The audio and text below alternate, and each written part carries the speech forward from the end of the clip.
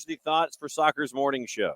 Soccer down here, John here, you there. And with Thursday thoughts on the table, there's a lot to talk about. We've got Atlanta United going on, 4-0 win over Colorado. We've got all of the rest of Major League Soccer that happened last night.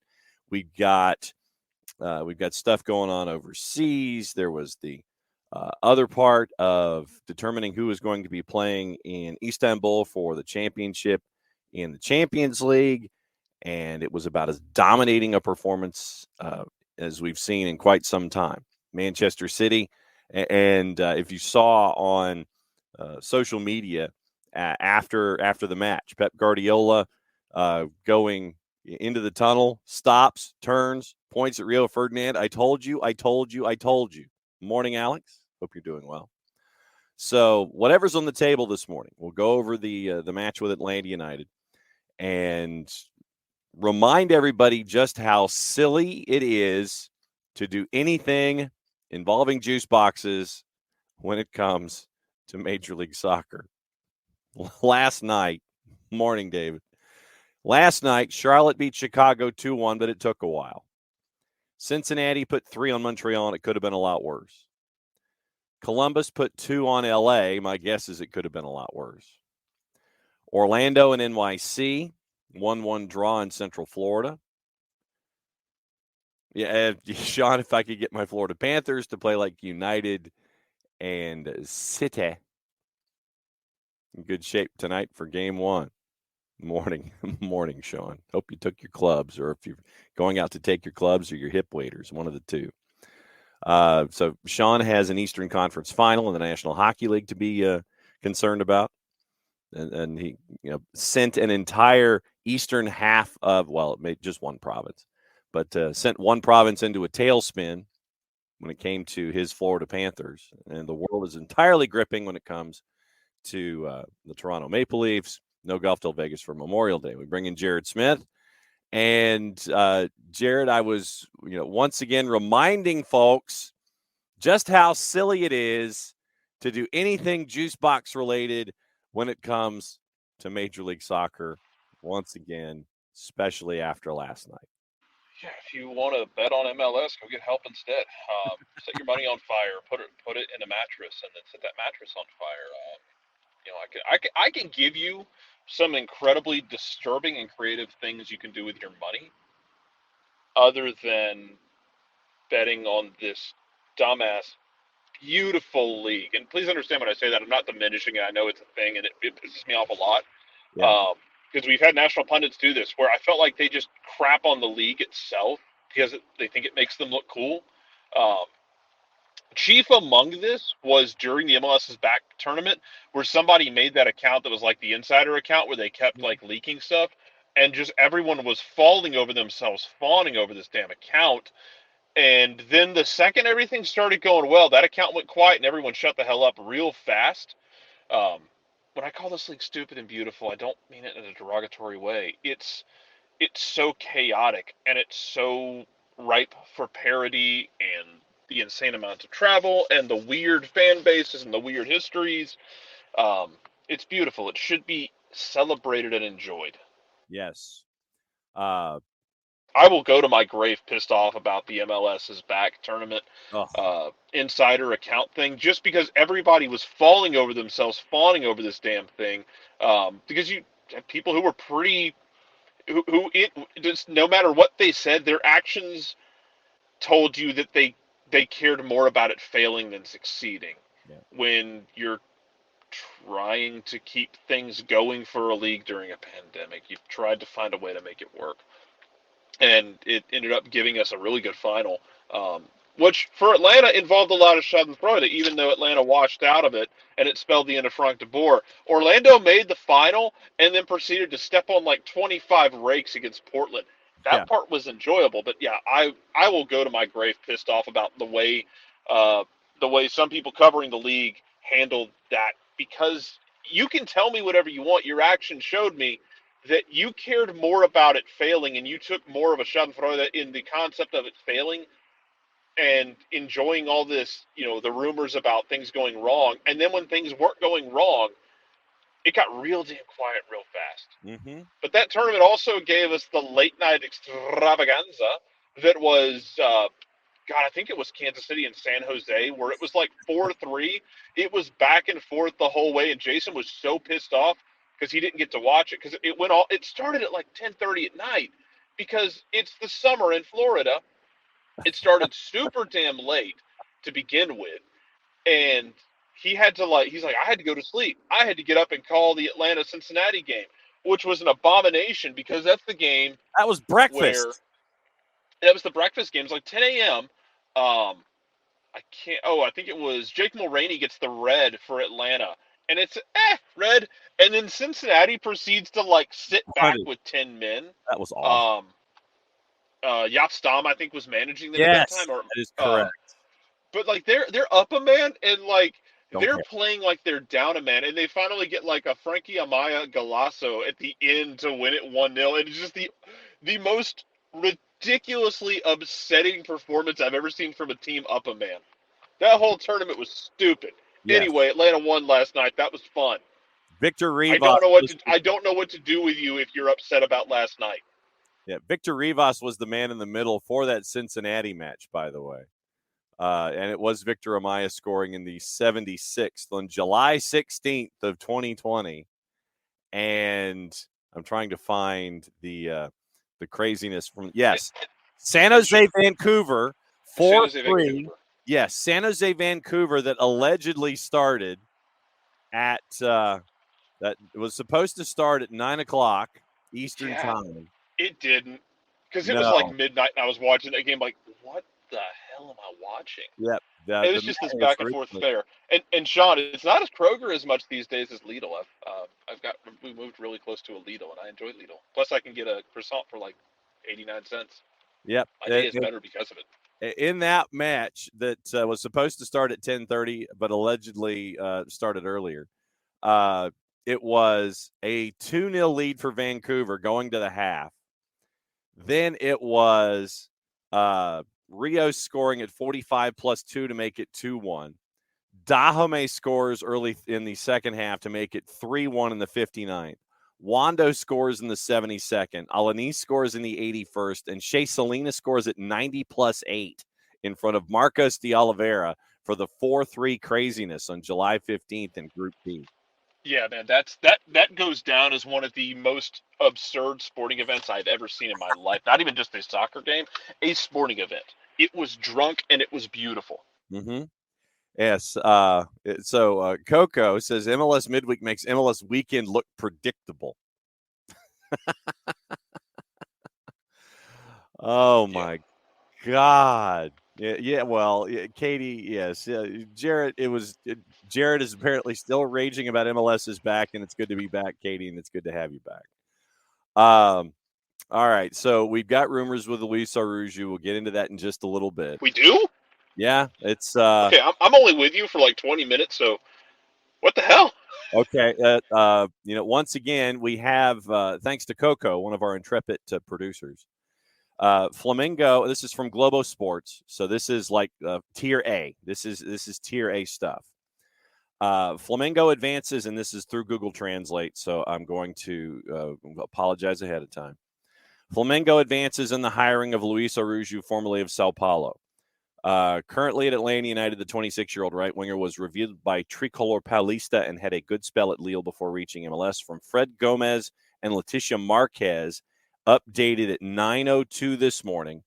Transfer market only opens in July, but Flamengo has already made progress in hiring a right winger. Luis Arujo, who plays for Atlanta United, was revealed by Sao Paulo. Contract will be long, and the values are still being settled. The expectation is that the negotiation will take place in the coming days. The player will arrive at the Flamengo at the opening of the next window on July 3rd. Left-handed Luis Arujo entered the field for Atlanta this Wednesday and scored one of the goals in his team's 4-0 victory over Colorado Rapids. Dude, Luis was so good last night, too. He was. I'm so happy he got a goal. Yep. I wish he could use his right foot even a little bit, but, dude, he worked his ass off, and he impacted a lot last night. I was happy for him. I mean, I was happy for everybody, but, dude, it was very cool to watch. Yeah, and to see that moment where the two defenders for Colorado, it looks like they're going to create an opening in between each other, but they both slide, creating that window to the near post, and just that touch that Luis had, putting it past the defender and past Yarborough, who was flat-footed on more than one occasion last night with Atlanta United's attack. That was a gorgeous goal last night, and that last move from Luis was pretty filthy. So good for Luis to get on the board last night when it comes to goals themselves. And so good by Luis. Good for Tyler Wolff to get his first MLS goal on the board. Thiago, it continues to be ridiculous on free kicks. And now, all right. So I'm just going to post this to the floor. This might be my QOD. You already have a question in the queue for you, but carry on, my wayward son. Why in the blue hell do you lay down? Why do you have a player lay down behind the wall? Because if you're going to jump, you want someone back there so that they can't hit a gopher hunter into the corner. Now, the counter to this should be Nick Raimondo, U.S. national team legend. Yes. Always told his guys, when you jump with your toes down. Yes. Like a ballerina would. Yes. And then your toes, at the very least, would catch it and slow it down. Yes. Much like the bristles on a broom would. Yeah. That being said, Colorado threw everything at that but a child of God in a sewing machine. Mm-hmm. And it didn't matter because, first of all, I can't hear Yarborough's name without thinking of Cale Yarborough. I kept thinking, Cale Yarborough's got a second career, and it's a hell of a decision. Yeah, just don't run into Bobby Allison's fist. No kidding. Cale Yarborough is one of those, by the way, where it's like, which NASCAR driver doesn't have a legacy, like a legacy of children or parents or cousins racing? It's Cale Yarborough, and it's kind of weird. You just kind of figure he would. Mm-hmm. But yeah, they threw everything they could at him. Yeah. By lining up the wall the way they did, and none of it mattered because Yarborough's on the left side, basically daring him to get it over the wall and back down. He got it over the wall. The damn thing crossed at hip level, man. Mm-hmm. It wasn't like he got it up and just under the crossbar. He got it up and back down. Like, that thing might have hit Vern Troyer in the head. He got it over the wall, and then he turned the gravity on. Yeah. That's what happened. Mm-hmm.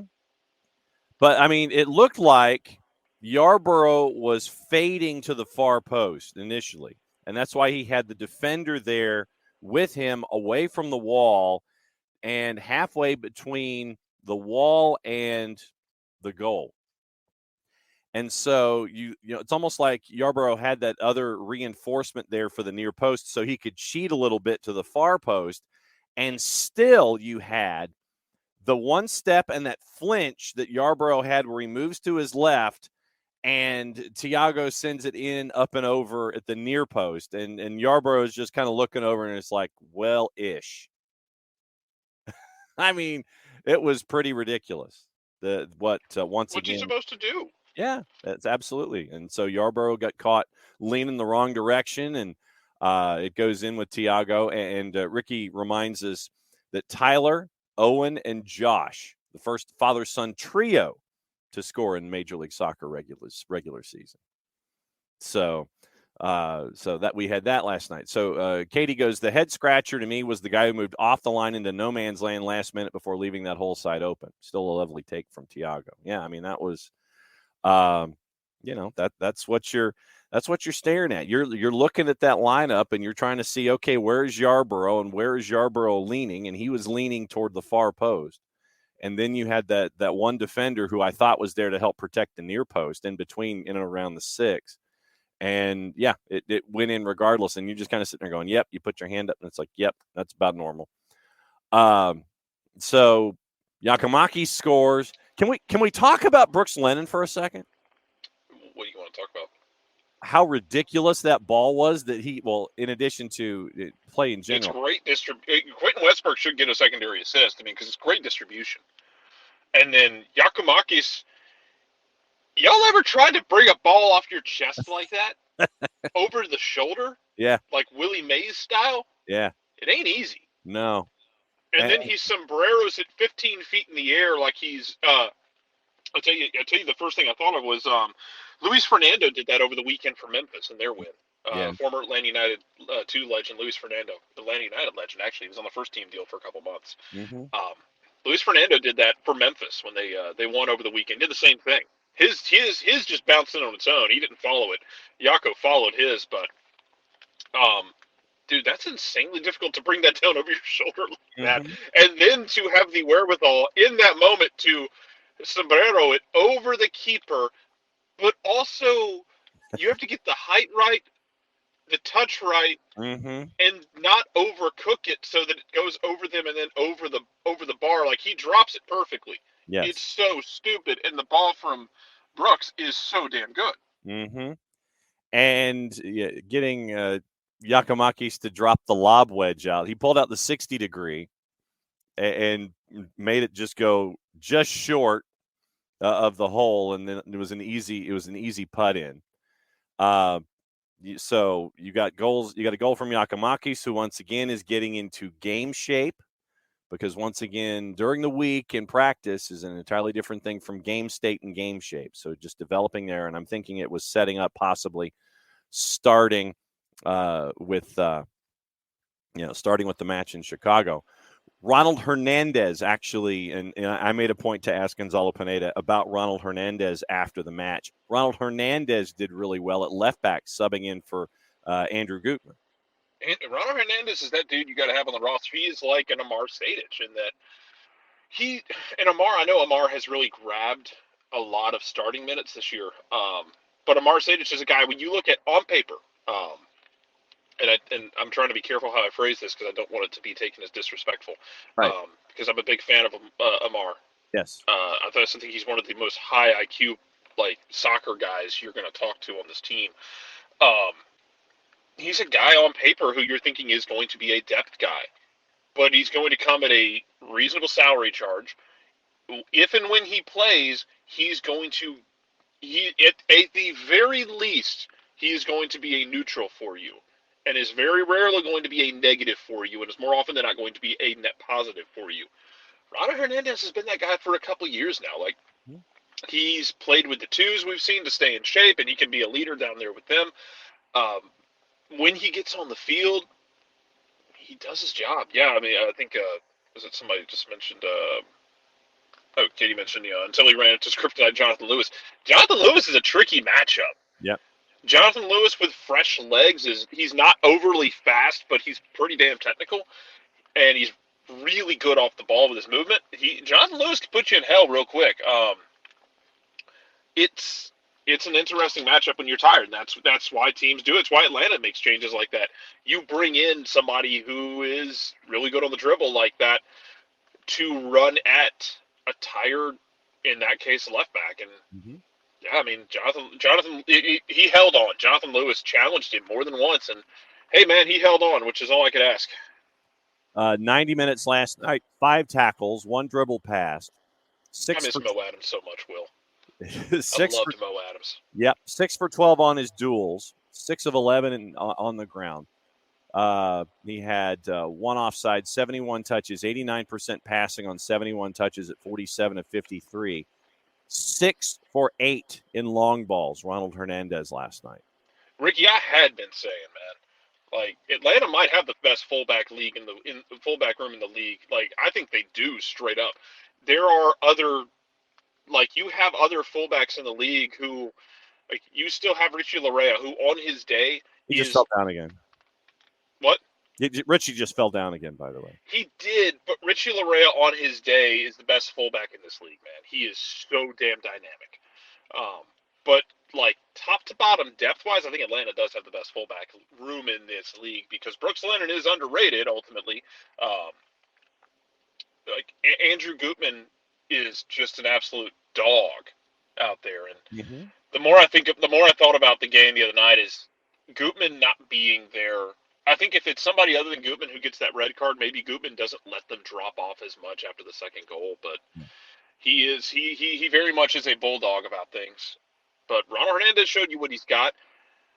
You know you have Caleb Wiley who is a left back by trade and playing forward because this team asks it of him.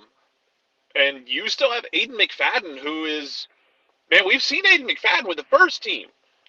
We've seen Aiden McFadden really develop into a leader on the second team, John. Aiden McFadden can play. Yeah. And that same kind of Ronald Hernandez guy where he's only going to get a handful of starts in the season for you, but he is going to absolutely put in the work. Yeah, Kai Wagner's a really good shout for maybe the best fullback in the league. But yeah, Larea angers everybody because he gets a little dark artsy at times and a little bit beyond dark artsy at times. But ultimately, I think it taking the fullback room as a whole, I think Atlanta has the best room of fullbacks in the league, which is something I never thought I would say about somebody other than a Big Ten team. Yeah. Last night, Brooks had 2 assists, 1 clear, 1 for 3 on his duels. He had 79 touches, 50 of 58, 6 key passes, 4 of 5 on his crosses, 1 of 2 on his long balls. The big chance created was goal. Nobody likes Richie Larea. It's okay. He's insanely talented. Nobody likes him. It's okay. Yeah. Both those things can be true. Yeah, 2 shots off target and 1 for 3 on his dribble. So that was Brooks Lennon last night, who punched an 8.4, courtesy of our friends at SofaScore. So, and we mentioned Luis last night. Luis also, I think Luis also had an 8.4 last night with the goal, 65 touches, 38 of 46, 4 key passes, 3 of 4 on his long balls, 4 shots on target. And the thing about Luis is that Luis had 4 of the first 11 shots for Atlanta. Actually, he had 5 of the first 12. 5 of the first 12 shots were Luis Aruju's. Go for it. No, I mean he's able to cut it. He's able to get on his left foot, cut inside, try and create something. And it's different because there are times where you're going to play with your wingers getting really wide, and then you allow the underlap for when they get their heels really wide. You get wide in attack, narrow in defense. You have your wingers. In this case, it's Etienne, who I thought was fine. I thought he was better last night. There's still room for improvement for Derek Etienne Jr. Yeah. But I didn't expect it all to come in one fell swoop. And so last night was the kind of game he needs now. He has to build on it for next game. But I like that Etienne hasn't sulked. He's been trying to take that step. Good for it. Good on him for it. Absolutely. But you put your wingers sometimes out wide, and then find those spaces for guys like Lennon and especially Gutman to be able to kind of attack those channels in between. But sometimes with Araujo, yeah, you want him to step inside and have the overlap versus the underlap because then he can be more goal dangerous, and he was goal dangerous last night. With that, I have to leave for right now, but I'll try and come back. All right, sorry, I know I came in like a hurricane and left like a tornado, but nothing out of the ordinary. So come back if you can. Jared Smith hanging out with us this morning. We'll go over the numbers. We'll go over what you guys thought about last night, and. The discussion has drifted into where is Mo Adams? And Mo Adams is signed a 4-year deal last June. So he's in the end of year 1 of a 4-year deal with Al Shabaab in the Saudi League. So Al Shabaab right now is in 4th in the Pro League. So that's where Mo Adams is, everybody. But yeah, I mean, you look at what happened last night as a part of everything else that was going on. You had goalless draws with Toronto and Red Bulls. You had a goalless draw with Philly and DC. Apparently, DC put Philly through hell last night. Rich Ransom, if you're watching, you can help elaborate on that story since that was in Chester. Dallas beat Vancouver 2-1. No real surprise there. Minnesota United beat Houston at home at Allianz 1-0. Nashville beat Miami by the score of 2-1. The goal by Miami literally was scored at the last kick of the game. Friend of the network, Lucas Panzica, on the call there on 104.5 last night. Salt Lake and Portland, a goalless draw. LAFC and Kansas City, it was a 1-1 draw. And Kansas City almost won that one late. And Austin, once again, and we'll talk to Nico on Friday. So Thursdays with Nico will be Friday afternoon. Friday will be very, very busy for us. But Seattle loses to Austin at Lumen Field. And this was kind of what I was getting at about the whole idea of never bet on Major League Soccer. Ethan Finley and Jossie Zardes had goals for Austin last night to get a 2-0 lead. Freddie Montero scored with 11 to go, 2-1, and that was your final. So, yes, the main reason that you should never, ever use juice boxes on anything Major League Soccer, once again, happened last night. So, literally, yes. And, Will, it was absolutely true. It is absolutely true. And looking at Joe Davis, renovated, and tomorrow, home opener Friday for Hunt City. So that one's going to be a fun night for Huntsville, and it's going to be great for MLS Next Pro. That's after you started with a 7-game road trip, and you get Crown Legacy dropping in is the word I'm looking for. Dropping in to take on Hunt City tomorrow night. It's a very, very cool moment for soccer there in the Rocket City. And I love those. I love those jerseys. I love the Soccer Not jersey from Olive and York, don't get me wrong. But I like the Hunt City jerseys as well. And they probably could send me to the poorhouse with everything that they're putting out. Joe is sold out. Very, very nice. And yes, 1:45 today, 1:45 Eastern time, is the announcement that Mohammed Mansour and the Sikwan tribe are combining resources, and it is going to be Team 30 playing at Snapdragon starting in 2025. It looks like they're going to lease at Snapdragon. And so that'll be team number 30, 15 on each side, room for probably 2 more. And then you've really got to determine whether or not, if you're going to do MLS 1, MLS 2, do the whole up and down pro rel thing. And I wish I had my gong. But you go to 32. I think that's where you stop, unless you think you can get to 40 and start doing things in other divisions and things like that, and other breakdowns. But yeah, so 1:45 Eastern time. The announcement is scheduled in San Diego for Team 30 for 2025. So we'll see what happens there. Very, very busy day in soccer.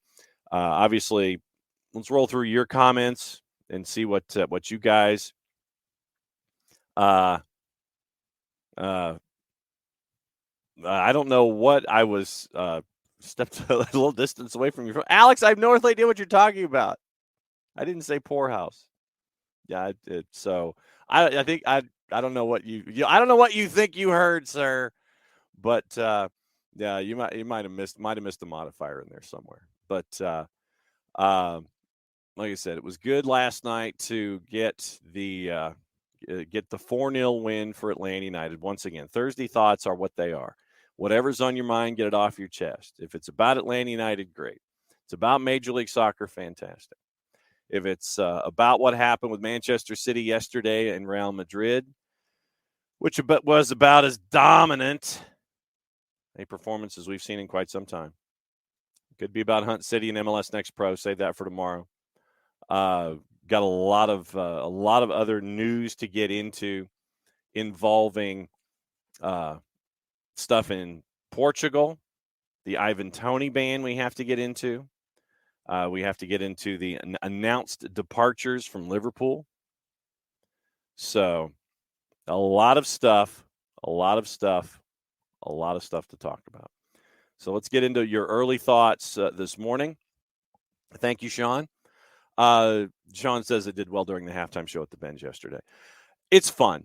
It's literally the way that I'll pull back the curtain here. I'll pull back the curtain on halftime. Traditionally, to do prescription for victory, it's something that we have to organize early in the week. And so it's talking points, and you see that before the game and everything.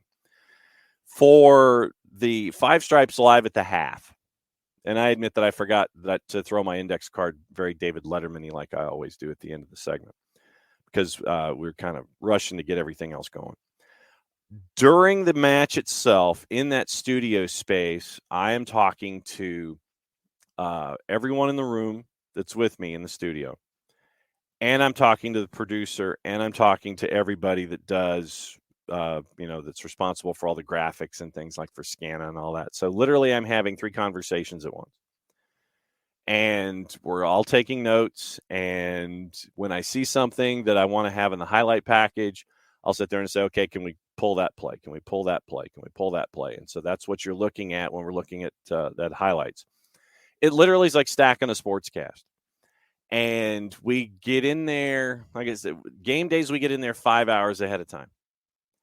And we have meetings 4 hours ahead of time. Then we go over the rundown and we sit there and it's like, okay, here's what we're doing. We go here, here, here, here, and here. We have these options that we can play with, and this is how we do it. So from about 4 hours before the match, and then we're out there and we go to the Gulch and we catch up with you guys because we were in the Home Depot backyard yesterday with the Fambulance. It was good to see our friend JR, who's a part of that yesterday. So we're piecing the stories together for Joe and getting all of that material together. And I'm glad that you guys have embraced Joe the way that you have too, considering he's a new guy. And so for Joe Freihofer to come in and have the Hoff be as accepted as he has been early on, I want to thank you guys for that. But yeah, from about 4 hours before kick, that's when we're doing all of the pregame stuff. And then in game, literally, it's like, okay, here's a highlight, here's a highlight, here's a highlight. We're stacking everything, and it lays out that way, and that's how it goes. So yeah, it's 4 hours of prep, and then it just absolutely just turns itself into this high-speed pursuit of trying to get everything done for 2.5 or 3 minutes at halftime. So no, it's very, very fun to do. Ricky, who looked worse yesterday, Colorado or the FIFA 26 logo? No, Nix, you do not hassle the Hoff. You do not. You do not hassle the Hoff. Who looked worse yesterday, Colorado or the FIFA 26 logo? I never thought that bubble letters and numbers would come back, but who knows? I think that's 10:45 tonight, isn't it? I think that's tonight on FS1 as they unveil the branding for the World Competition in 2026. So 10:45 West Coast time is San Diego MLS 30. 10:45 Eastern time in the night is your layout for the World Cup. So bubble letters for the World Cup. Oh, it was last night? I think it was last night. I think you're right. I thought it was Thursday night. But anyway, 10:45 some evening. So, yeah, we were all kind of busy. So, bubble letters and numbers. Okay. Certainly a choice. Coco. Aruju puts it together last night. Rumors surfacing the morning after about him returning to Brazil. Coincidence? Sean, Jarrett's gravestone.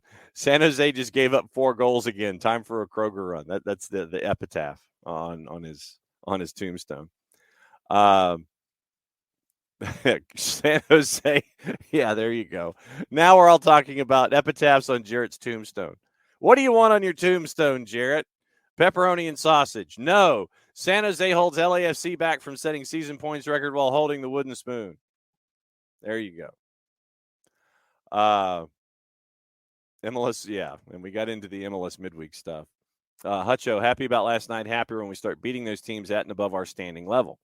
Well, now that you've got Yakamaki's back and you get the interplay with Gigi and everybody else and the running in behind and all these kinds of things that we've always talked about. I think having Gigi back is key to that. So we'll see if Gigi gets the start. I think that's what this was leaning toward, was today being a regen day and then everybody dialing it up tomorrow just in time to get out of town. So you'll have a morning practice tomorrow, and then everybody goes to Chicago to get ready for Saturday night. And so we'll see what the lineup looks like, especially on a quick turn. It'll be interesting to catch up with Jason if we can tomorrow during weekend whip around and find out what he thinks about what he thinks about what the lineup will look like. Quentin Westberg came up big at moments.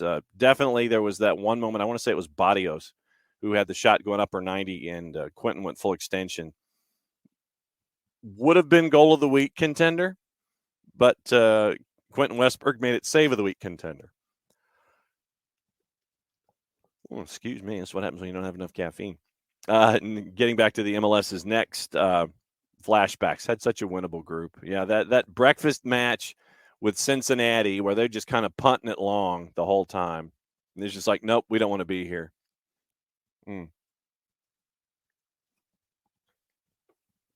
Oh, okay. All right. So Sean with the QOD, with his QOD. All right. Since Jarrett was on his way to Lidl, which I say it both ways, and I know that it's wrong half the time. All right. Rank Atlanta supermarkets. Super H, Lidl, Trader Joe's, Publix, Kroger, other. All right. There you go. See, now what we need to do is a banner here.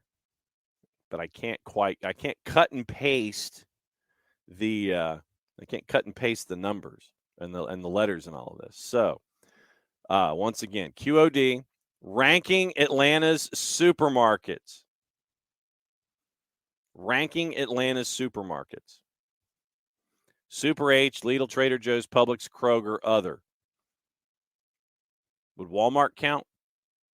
Walmart supermarkets or Walmart Market or whatever they call themselves. Rank them. Let me know where you guys get your stuff, where your hidden deals are. If you really want to pay for a lot, most of the time it ends up being Publix because Publix knows where their locations are, and it's they know the level of convenience means that their prices are slightly higher than other places. So they know they know what it means to have the locations they have.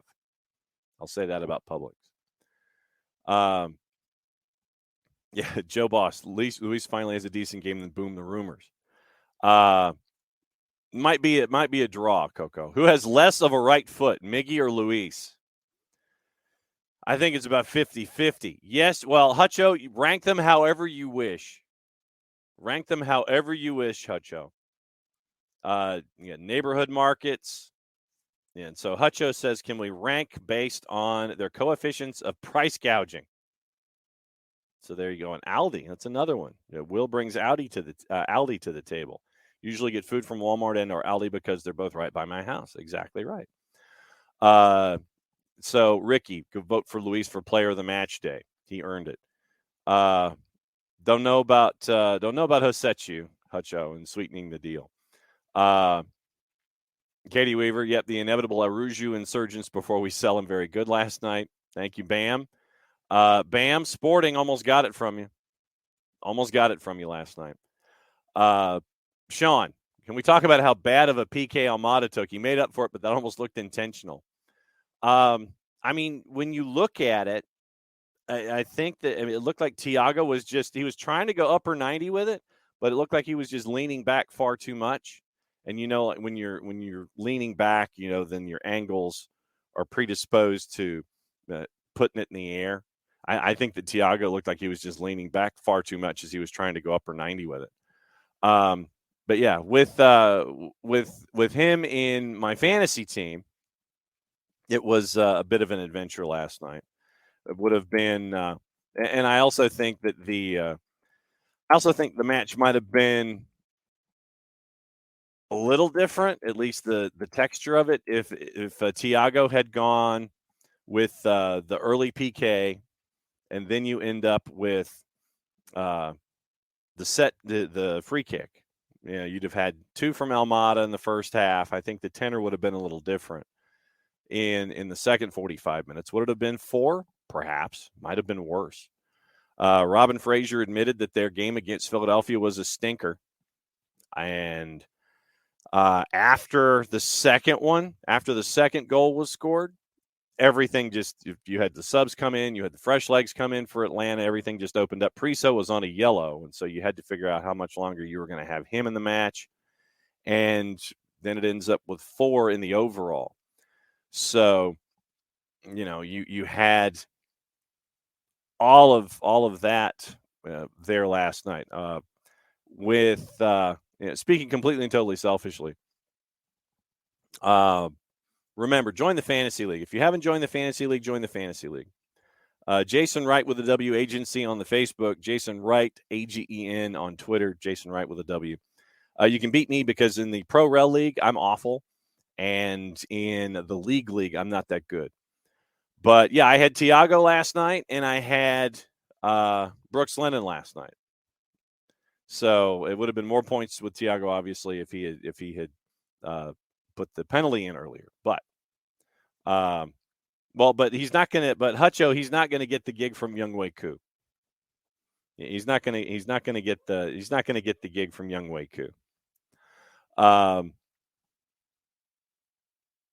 Let's see, David. Gigi looked awful for 30 minutes. Scored an amazing goal, playing balls off his own plant foot, missing horribly on the Almada through ball with the left. Then bam. But that's what But that's when you have individuals, like this. When you have those talismanic to turn it into an adjective. When you have those dudes up front, you're gonna get those moments of brilliance, and you're gonna get the moments of frustration. But that's why they're there. They're there to run through that cycle every single time. But having Giacomakis out there, getting him more minutes. I think it was 35 last night. I think he was in for Miguel. It was 35 or 40. So once again, you're getting him, back into game state and game state thought and game shape and all those kinds of things. And so I think that it was leaning toward him probably starting in Chicago. It's like build him up, and let him loose. So I think that's what we're staring at. Yeah, and when Jarrett brought it up next, the wall jumping, and you look at the great point by Nick Raimondo, jump with your toes down, because if you jump with your toes either flat or up, it gives the chance for the ball to increase velocity after the deflection.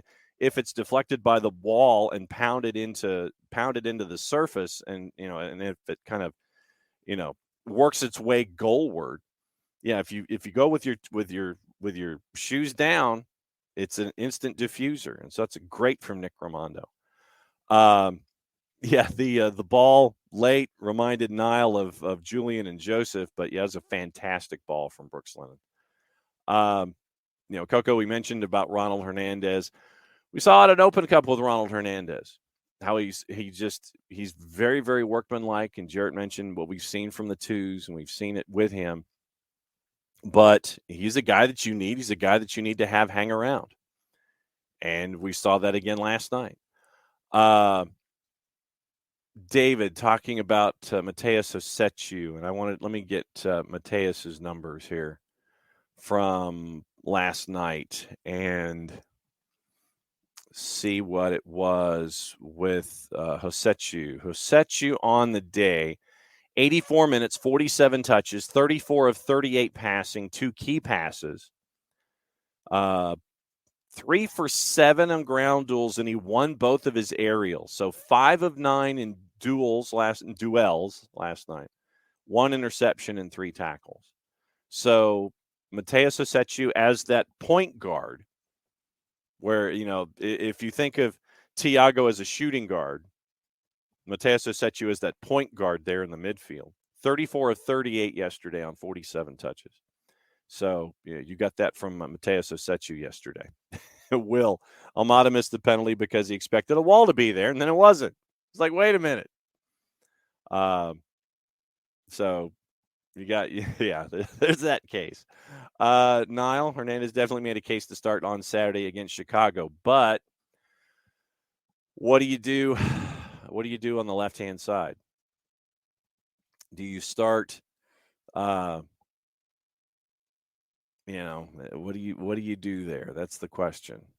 Obviously you're going to be in consultation with the physio staff and all of the sports scientists and the doctors and all that kind of stuff. And you're sitting there going, okay, who can give me what? Because this is the third match in a week. And I think that's what you're staring at more than anything. Who can give me what? I think you start, you're going to start Gutman, but then who can give me what minutes-wise? What does it look like? Obviously, if you don't have Amar, that's probably why you ended up, kind of saving Franco Ibarra for the road. Because now here's your sub numbers.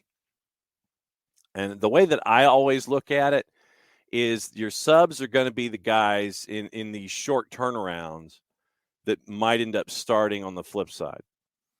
So Giacomakis comes in, gives you 37 minutes. So 40 minutes, basically, or 53. So 30, let's say 37. Franco Ibarra swapped out for Santi Sosa, so I would anticipate that relationship flips Saturday. Franco gave you 15. My guess is Franco starts and Santi comes in and flips on that on Saturday. Luis Abram gave you 6 for Derek Etienne Jr. Tyler Wolff gave you 80. Tyler Wolff came in, gave you some minutes to spell Luis Aruju. Machop spelled Mateus Osechu. So my guess is that you'll see Machop get more minutes coming off the bench. You'll see Tyler Wolff getting more minutes coming off the bench. You probably will see Franco Ibarra starting with Sosa being the substitute there. So that's what, that's kind of just as a gauge how I would be looking at Chicago. And to give you an idea about Chicago's starting lineup, Shabilko was the one who got the goal. Gutierrez, Shaqiri, Haile Selassie, Jimenez, Navarro, Federico Navarro, Miguel Navarro, Sijos, Mauricio Pineda, and Suke with Brady in net. Gutierrez and Jimenez got yellows. I think that's Gaston Jimenez's 5th yellow of the year. So that means, once again, with yellow card accumulation, that Chicago, who is one-sided to begin with, is going to be without somebody. Yeah, Gaston Jimenez suspended, 5th yellow card. So they won't have Gaston Jimenez on Saturday in Chicago for this match. So, yeah, it's going to be, let's see. So I want to see how many minutes folks played. Substitutes for Chicago. Shabilko played 79. Navarro played 79. Miguel Navarro played 79 minutes. And Fabian Herbers came in. Haile Selassie gave you 69. Nice. So Haile Selassie gave you 69. Herbers came in and gave you 20. Jairo Torres came in, gave you 20. Gutierrez gave you 69 minutes. That's nice, too. So Shabilko goes for 79 minutes up top. Haile Selassie goes for 69. You wonder about the depth. Does Herbers start? Does Patino start? Does Koutsias start? Does Wyatt Omsberg start? Javier Casas, does he start? It will be very, very interesting to see what Chicago looks like on a quick turn after going down to Charlotte and then going back home. At least Atlanta played at home, got to sleep in their own beds. We'll go through region and then fly up on Friday. So that's what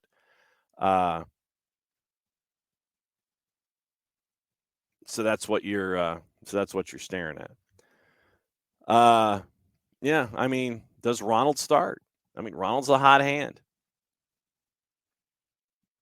That's the big question. That's did Westberg get his assist? I have not seen Westberg get the assist yet. Yeah, and yes, I would lobby Opta or lobby Major League Soccer. Yeah, will the touch chip smash? it's a tap in putt, and you just went ahead and just rammed it right in the bottom of it. Gutman's suspension is a 1, and like I said, that's the question, Coco. Ronald's your hot hand, but you've got Gutman and your left winger paired with Thiago Almada. That's what you're staring at. So what do you do? What do you do at left wing? Is it Machope? Does Machope start and you bring in Etienne off the bench? Like I said, a lot of this is going to rely on what the physios and the sports scientists and all of the feedback give you as to who can give you what and how many. And when you play 3 matches in a week, that's what happens. So we'll see. Niall, I mean, that's why I wanted to ask Coach about Hernandez as being a part of the clean sheet coming off the bench. Coco, doesn't hurt to start Ronald, bringing Gutman in late if you need a goal. Yeah, I mean, and that's true, but I mean, right now, once again, 3rd match in a week, some folks might only be able to give you 45, and you might need, Ronald anyway. So, but like I said, we'll see what it looks like. We will definitely see what it looks like, especially in the midfield and on the wing when bringing in. And on the wings is what you're looking at. Then you're looking at midfield, and I think that it flips. I think it goes Ibarra-Sosa instead of Sosa and Ibarra, and then left wing. So that's what you're staring at here. And then Ronald might be the first one off the bench, something like that. Let's see. There's the Kai Wagner discussion. Let's see. I'm trying to scan down and see what's going on. Yes, got the keeper leaning. Absolutely true, Nix. He got the keeper leaning and beat him to the short side. Lennon and Gigi definitely getting a really good partnership going. So very, very cool. Getting into all of the discussions about San Diego. And once again, it's very, very cool that we're discussing Team 30 and interesting going. Let's Team 30 and figure out where we're going for 32. Yeah, like I said, the World Cup 26 logo, like I said, it just looks like somebody broke out the bubble letters, and you get to do the what is it? Is it Kroger that does the bit where you've got the cutout and you just take all of the elements from Kroger and you throw it in behind and it makes it look like the person's walking through the store.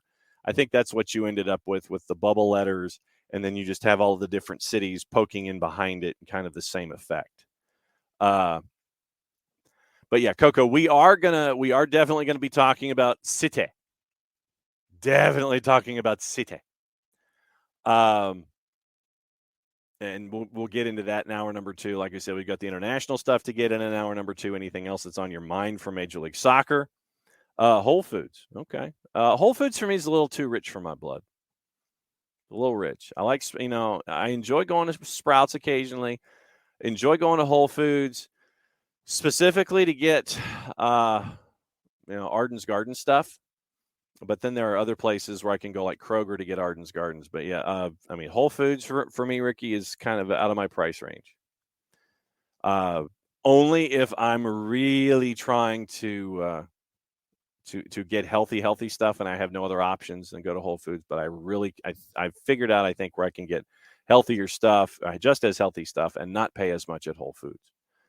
We were looking up odds for the Champions League. Okay, so all right, what are we staring at now? Remember, it's June the 10th.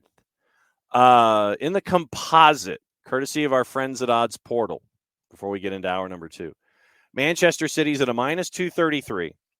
Your draw's a plus 388. Inter to win is a plus 644. That's what you're staring at right now. With minus 233 for Manchester City after what happened yesterday. Crazy. I was not aware. Well, very, very cool. Will, that Asad Liadi's back healthy, because I know that he was one of my early contenders for Golden Boot in MLS Next Pro. I was not aware that Greg Sankey was at the match last night, Ricky. Maybe the SEC would like to host their soccer championships at Mercedes-Benz. Just saying. Wouldn't be bad. Let's see. Coco, well, yeah, and this is an interesting question. If Gigi didn't tap it in on the line, would the sombrero have been a goal of the week? I mean, if it had gone in on its own, I think so. I think it would have been a goal of the week candidate. I think that, Coco, I think you're right. I think it would have. Everybody going through all of their markets. Remember, rank your grocery stores, rank your supermarkets. That's the QOD apparently. Morning, Tom. Let's see. They and Tom, they know this. The Lagerway, and they do have a big job in the summer to fix it. They know this. Tom, did you see the news about Everton, where it appears 777 partners, and like I said, this is from the 4-letter paper, so take this into account. It's from the 4-letter paper. 777 partners might be picking up Everton from Farhad Moshiri and as new owners. I think Michael Dell Partners was also mentioned, but it looks like 777 Partners might be grabbing Everton away from Farhad Moshiri. So keep an eye on that. So let's see. And Tom, I'm assuming compression as well, and just getting him into match shape. And I would, have him healthy. Give me 90 minutes on the road with Gigi for that match to finish things out. It's just, sometimes, getting into the Ozzie Alonso discussion, we don't know what we don't know. Sometimes you have setbacks. Sometimes things just take time. And it's none of our business. Whatever the rehab timeline is the rehab timeline. And like I said, we're not going to get word from the physios and everybody every single day sitting there going, well, Ozzie had a good day today. His range of motion was A, B, C, D, E, and this is what happened, and we're looking for a timetable here. You can't do that kind of stuff. All you can do with any kind of injury, regardless of the severity of it, is sit there and you try to have a good day with it today, and you try to have another one behind it. Then you try to have another one behind it. And another one. We don't know what we don't know. But sometimes you just have setbacks. And things take a little longer because of a setback. And because you're coming off a knee injury, we know how difficult that is in the first place. And Ozzie has put things on his social media about getting closer in his mind. So I'm just, can't wait for everything to be 100%. Can't wait to have Ozzie Alonso as a part of the process. Can't wait to have him as that sandpaper lake to shut the door. But we don't know what we don't know. I know, David, you're a fan. It is your business. But, they're just rehab. Follow along on social media for that particular individual and see what's going on. But there's, like I said, we don't know what we don't know. And so just assume that it's a day at a time. And I know that sounds like a cliche, and it's probably $1 in the jar, but $1 in the jar. We don't know what we don't know. You just hope for the best, and you want him to be 100% when he can. David, will Chicago play differently than they did here? They were the better team in the loss. Don't know. You got new coach. You got, how things laid out. All right. So let's go back to the lineup once again. Let's go back to the lineup from last night. Knowing that you won't have Gaston Jimenez in your midfield on the weekend. Shabilko up top. Brian Gutierrez, Zerdan Shaqiri, and Haile Selassie. Jimenez, who you won't have, and Federico Navarro. Back four, left to right, Miguel Navarro, Sejos, Pineda, Mauricio Pineda, and Arnold Soke with Chris Brady in net. Brady, by the way, punched a 6.4 last night. One save, one punch, one run out, two high claims, one save from inside the box. 32 touches, 50% in his passing, 5 of 15 on long balls, 2 clearances, 1-1 duel, and that was Chris Brady last night. So Brady had a 6.4 in that match against Charlotte. I don't know, different you're going to have to be a little bit because of compression. Different you're going to have to be a little bit because of Gaston Jimenez not being there. So we'll see. We'll see how different they are when it comes to what's going on. Will was surprised at the handball that was called early on that led to the eventual miss by Thiago Almada. It's probably, Will, when you look at it, the way that the arm was extended,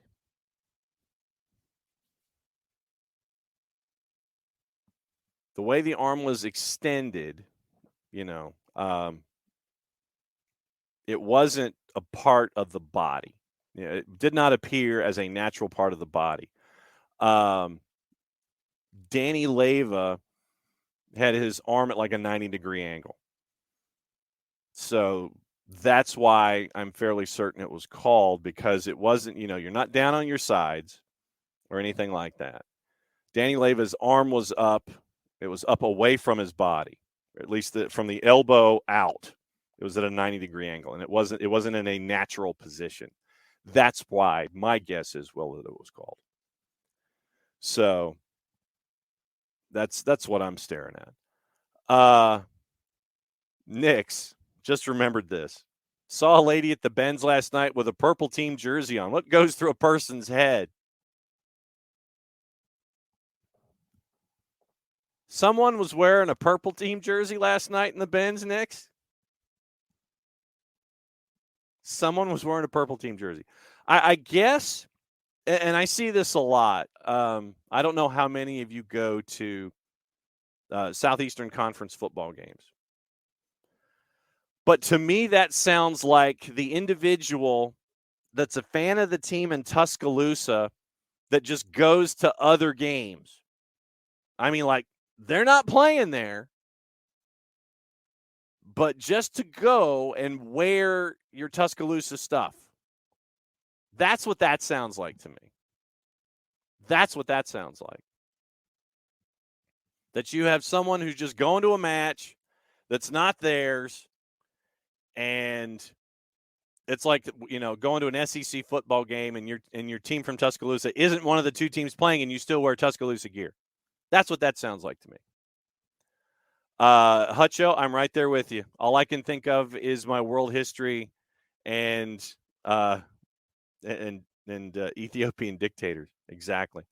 Never get accustomed to hearing Haile Selassie's name in a soccer game. I visualize a 130-plus-year-old regent plenipotentiary in a soccer uniform. Well done, plenipotentiary. That's good stuff.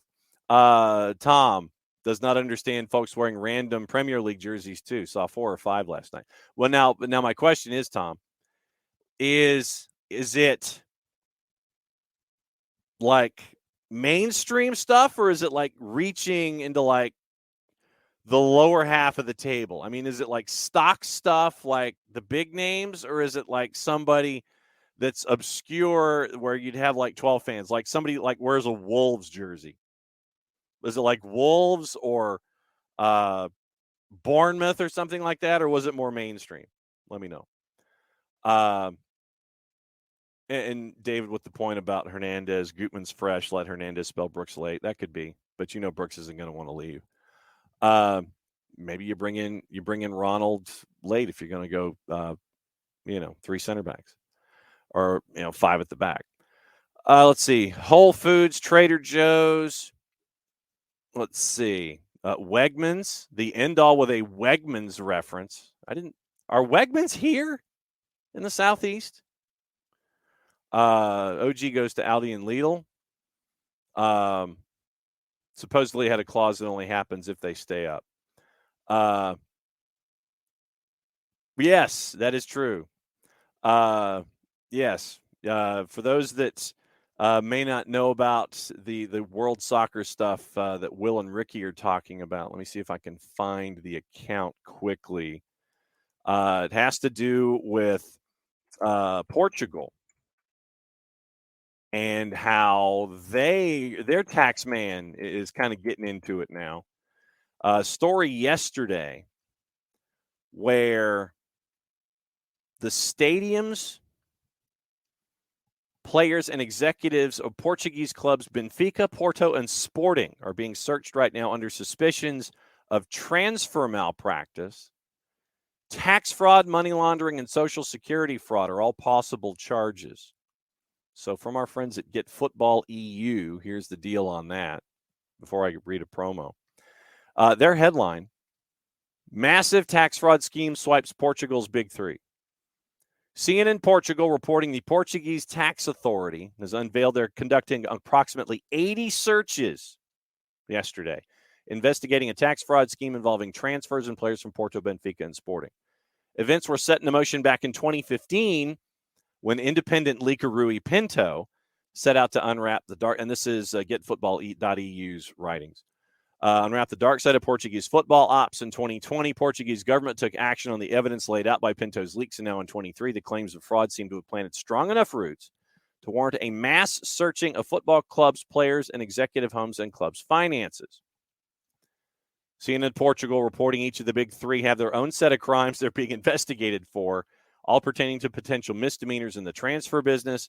Benfica are being investigated for the transfers of Gonçalo Guedes, goalkeeper Vlachodimos, and midfielder Chiquinho. Reports of tax fraud, social security fraud, money launder of contacts for all the crimes that seem to be on the table for the Encarnados.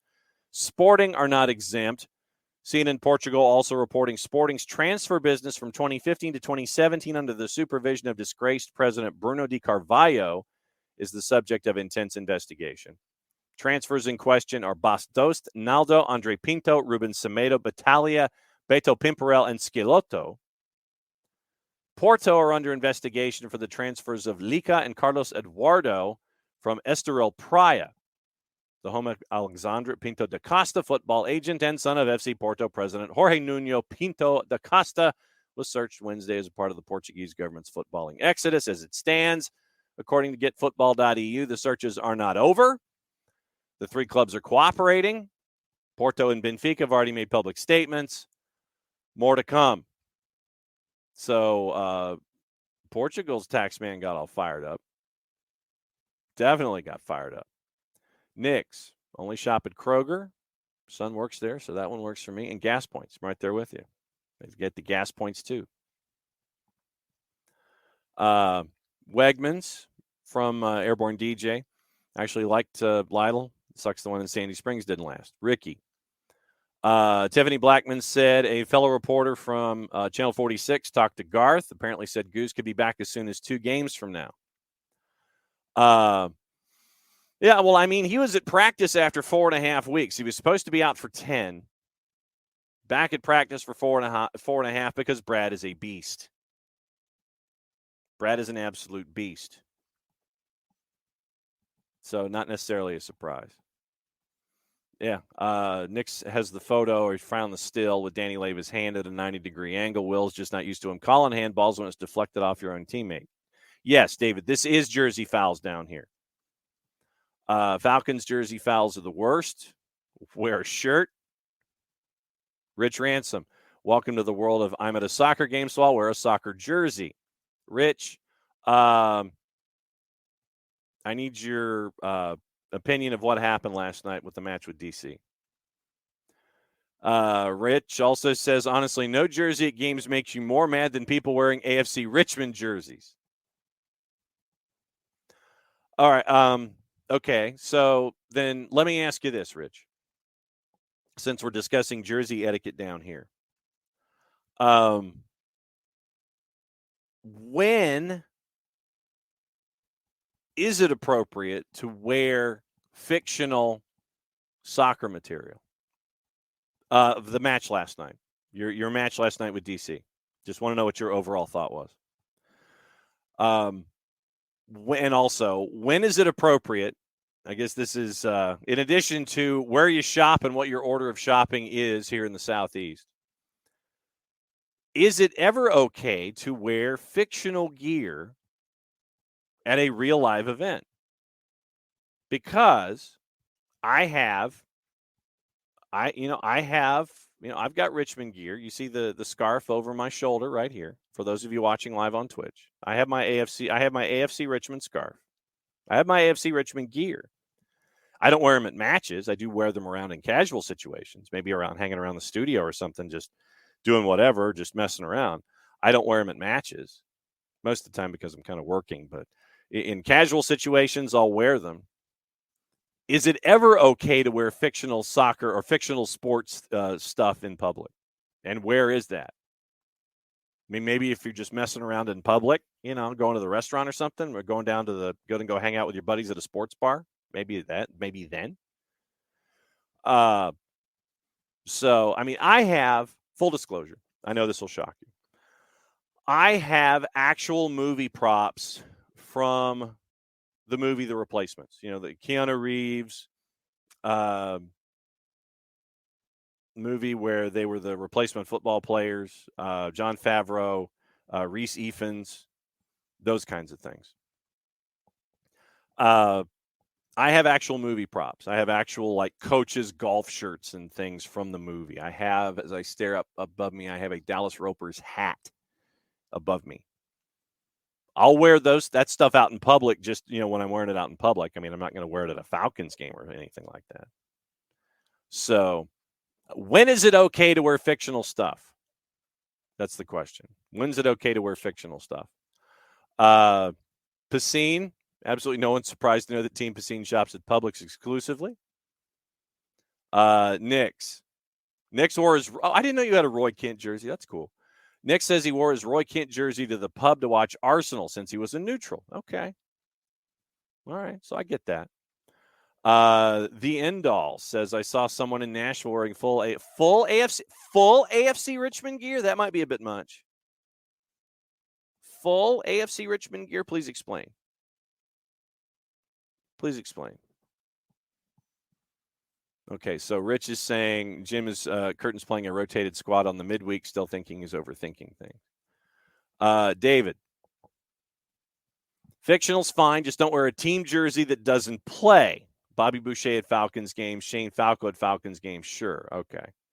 So having the individual, like Nick saw at the Atlanta United match, wearing a purple team jersey, that's out of school. You probably should have been in Orlando watching their match. Rich, typical dull MLS Wednesday match. Family in Orlando, very familiar with Publix and Kroger, even more of a throwback Winn-Dixie. Yes. Winn-Dixie and IGA. IGA, if you want to go really, really diving into the Wayback Machine. So there's that. Ivan Toney got banned.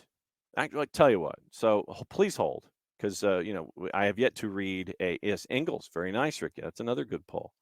So yeah, before we get into other stories of the morning, I guess it's time for me to read a promo because I haven't done that yet, and we're past the halfway point of the show. So here you go. For odor-free, clean, fresh air, one place you need to go. It's the Lemonize service. QR code over my left shoulder for those of you watching on Twitch. Lemonize deodorizes enclosed spaces like houses, apartments, and condos. They've created a customized solution that eliminizes all organic odors, including those like pet cigarettes and food. Realtors and property managers use the Lemonize service to eliminate bad odors to help them sell or rent their homes that much faster. It's a turnkey process, makes it easy to work with said realtors and property managers.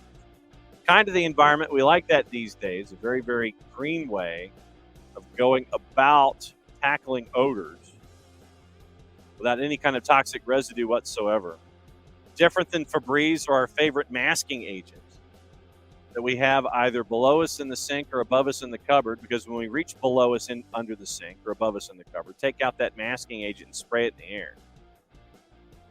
There's a reason we call it a masking agent, because You're just masking the odor. You're not attacking the problem all the way down to the molecule like our friends at Eliminize do with their proven scientific formula. Pricing very, very easy, one of two ways, either by the cubic foot or parts per million, to come up with a price that's affordable for you.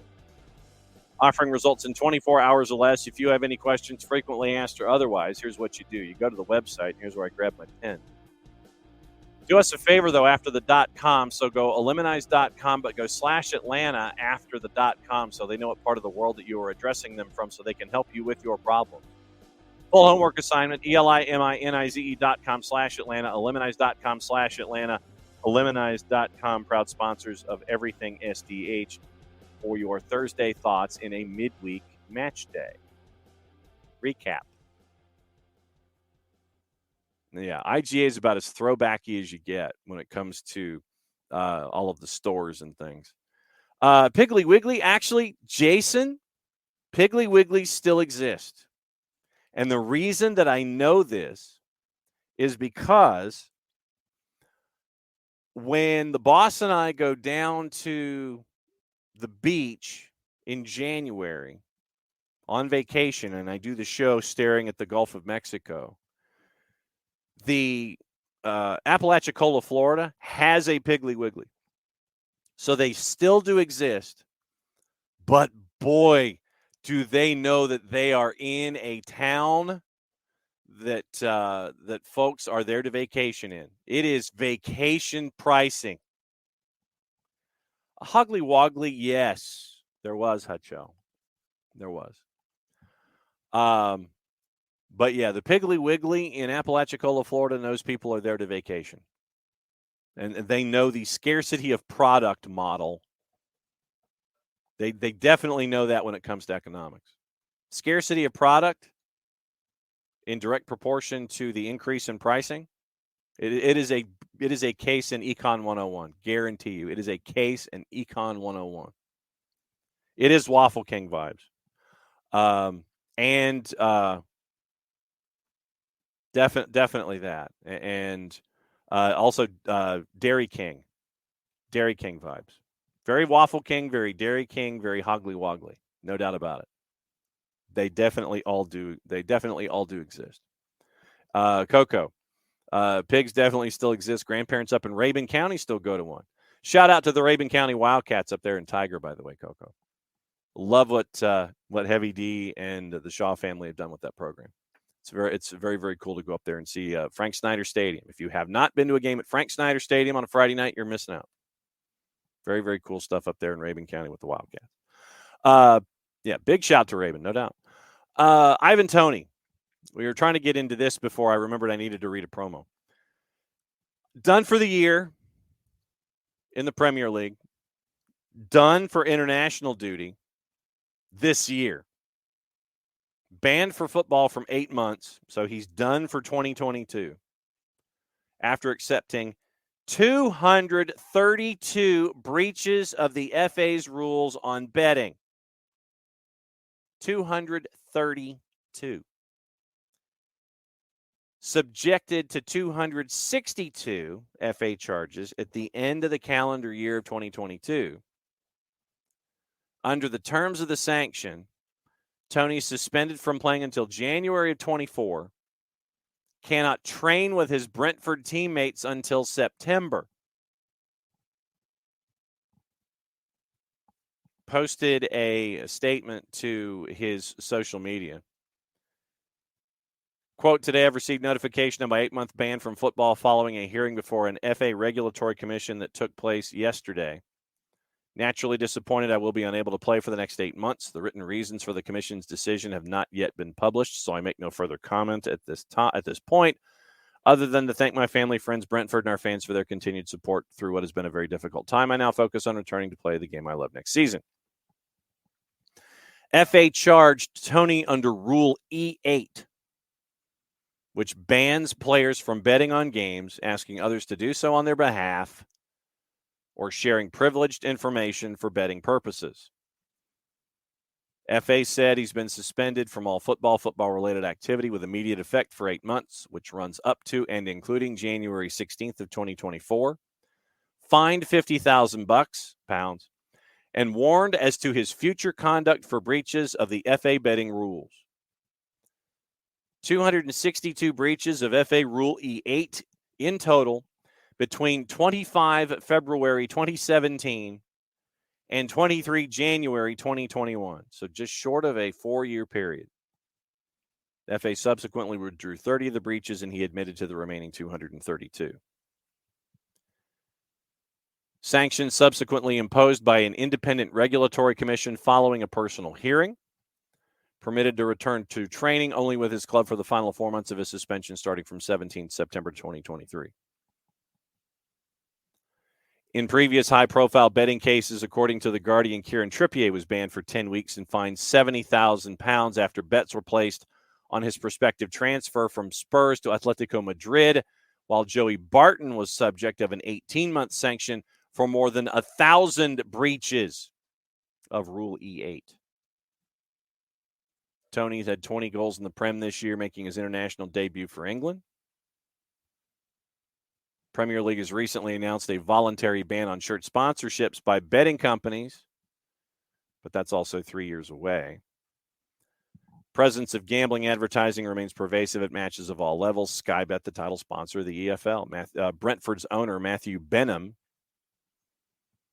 is himself, according to The Guardian, a former professional gambler and the founder of Smart Odds, a company that provides data services to companies, quote, looking to outsmart the sports betting markets.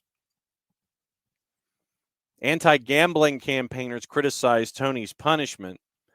The Big Step, which wants to end gambling advertising and sponsorship in football, posted 4 images on Twitter of Ivan Toney holding personal awards festooned, that's the verb that The Guardian uses, with gambling advertising alongside the message, if you force young people to endorse addictive products, don't be surprised if they use them, end quote.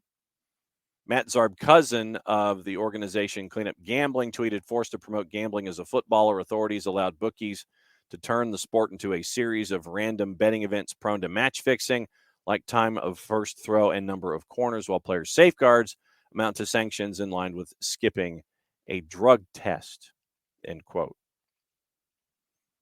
So you've got that with Brentford. Brentford apparently is looking at Victor Gyökeres as the replacement for Ivan Toney to start next season. Gyökeres right now is at Coventry, and it looks like Brentford might be willing to pay in the neighborhood of £25 million to get Gyökeres away from Coventry. Coventry, though, has some other bigger things to keep an eye on. They're playing Luton Town in the championship playoff decider to determine the third team that will be going to the Premier League, and odds are probably the first team that will be heading down after this season. So keep an eye on that.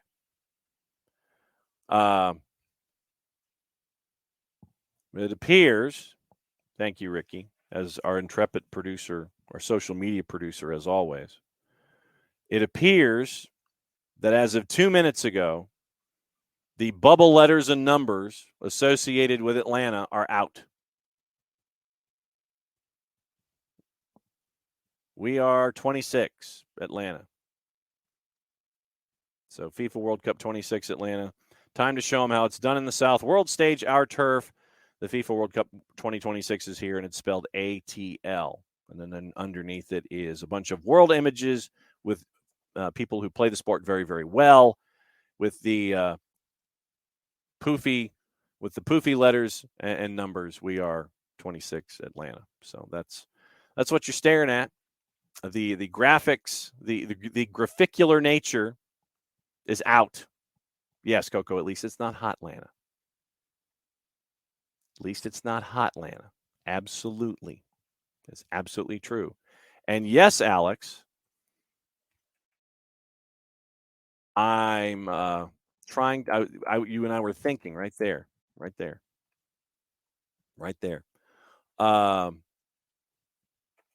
Trying to determine. I want to get the background on the jersey sponsor before we get into it. So I have found the info. So when we get into that discussion, we will. Yes, OG. The anti-Whole Foods is Wayfield Foods, the meat people. Absolutely true. Will, gambling should be allowed but regulated. Alex, to your point, including a betting sponsor on the shirt front for Brentford, because Hollywood Bets is their new principal partner as of July 16th of 2021. So they're coming up on 2 years with Hollywood Bets across the front of the Brentford shirt.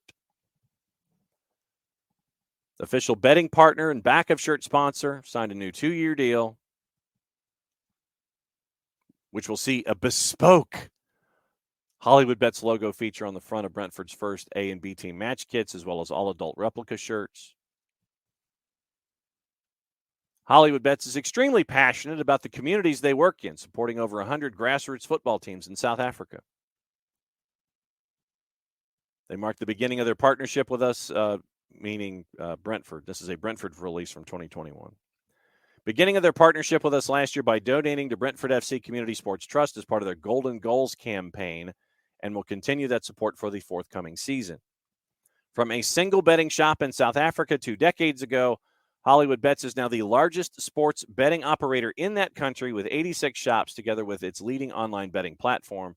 The Hollywood Bets brand was recently launched in the UK and Ireland with the licensing of online operations in those countries, and it's hoped that the strength of the unique Hollywood Bets brand at home will be replicated in its aspiring entry into the global market. So Hollywood Bets out of South Africa, utilizing the newest technology, the best partners, and the years of experience possessed by its team. Hollywood Bets has a partnership with GamStop, the UK's free national self-exclusion scheme for online gambling. Anybody worried about their gambling can visit gamstop.co.uk to exclude themselves from all online gambling sites in the UK for an initial period of 6 months, 1 year, or 5 years. Interesting. The partnership will see Brentford sharing information about the GamStop service across the club's social channels by dedicating advertising space on match days in association with Hollywood Bets to ensure that anybody who could benefit from the service is aware of it. GamStop is going to provide free ongoing training to club staff to explain how the scheme can help vulnerable people within the local community. And then the release had a quote from the chief executive, John Varney at Brentford, and the brand communications manager from Hollywood Bets. So Brentford, on the front of their jersey, a South African online gambling operation, Hollywood Bets. But sure, Ivan Toney, for violating E8 over 232 times in a 4-year period, gets an 8-month ban. And yes, I know that it's 3 years away, that gambling entities are supposed to be removed from all the shirts. I'll believe it when I see it. Will. Like, you can only bet on yourself to do good things. And all bets must be submitted 2 hours before kick, tip, or first pitch to a league betting authority to be approved and made publicly available. I like that. If you want to bet on yourself, make sure that you do it ahead of time. None of this in-game stuff, or don't have anybody do it in-game. And then that way it's all locked out. So if somebody bets he's going to hit 2 bombs off Max Scherzer, we can all freak out when he does it. It's a Pete Rose rule, if you will, according to Knicks. But and the thing about Pete Rose, Knicks, he wasn't even good at betting. I'm one of those guys that when the Dowd report came out, I copied it onto a floppy disk. That's, of course, how long ago we're talking here. I copied the Dowd report onto a floppy disk. I still have that floppy disk. But I went through all of the records of Pete Rose at the time when he was gambling. He wasn't even good at it. He might have been a break even or slightly above, and I mean like $20, a slightly above break even better. He wasn't good at it. And he still got into all that trouble. OG with the We Are 26. Bubble lettering has some really 60s vibes. 1960s vibes. Definitely does. Absolutely. So Ivan Toney's in trouble. Ivan Toney has been given his sentence for what he did. Teams in Portugal are in trouble, allegedly, possibly, probably, maybe. So we'll see.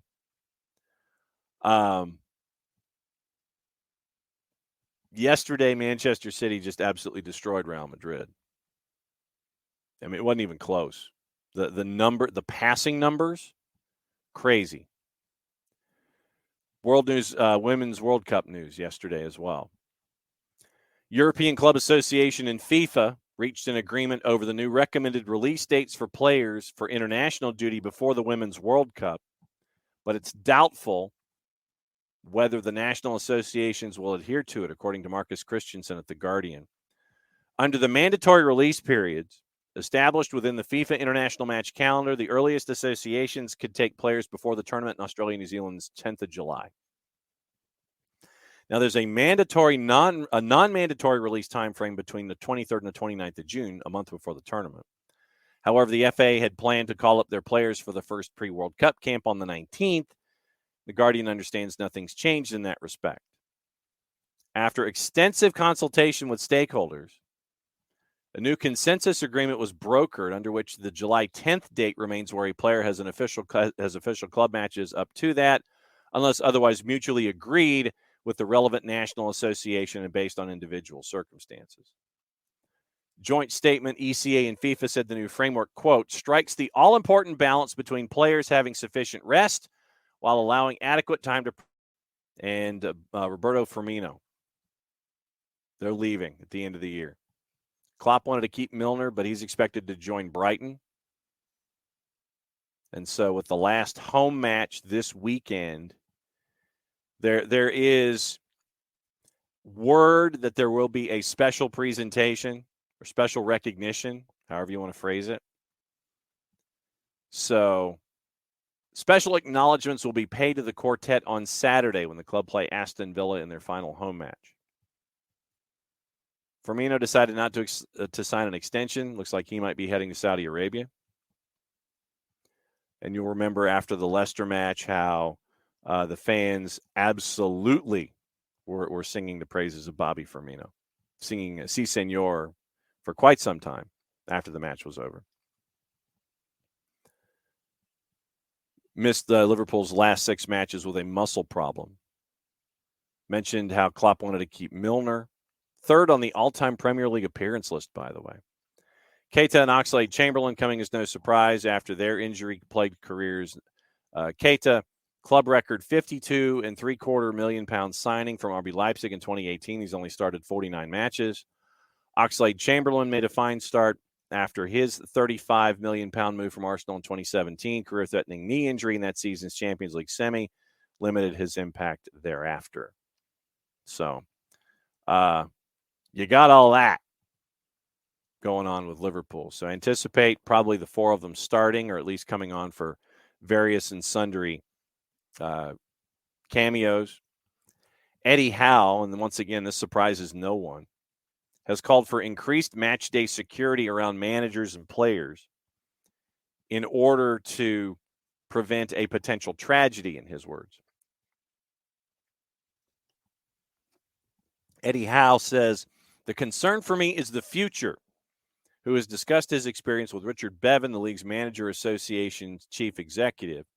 Quote, that incident has gone. It's done as far as I'm concerned, but the only part of that incident that's left is the what ifs for the future.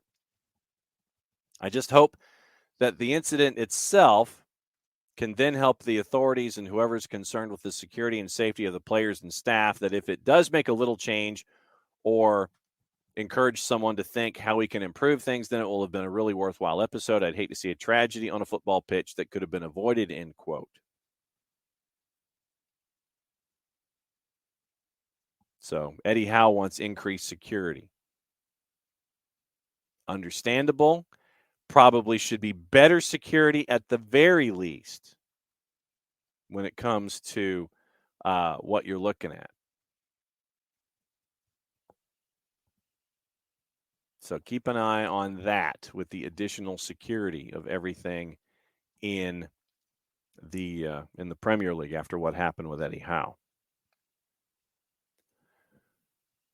John Percy's got an article out at the Telegraph, and it discusses how bad relegation would be for the threatened sides. We'll get into that probably next week as we get closer to decision day.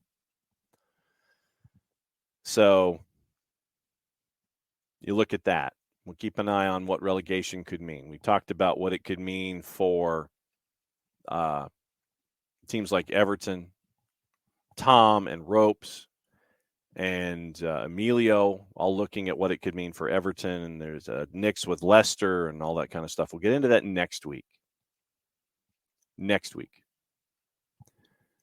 Jason Burt with a question.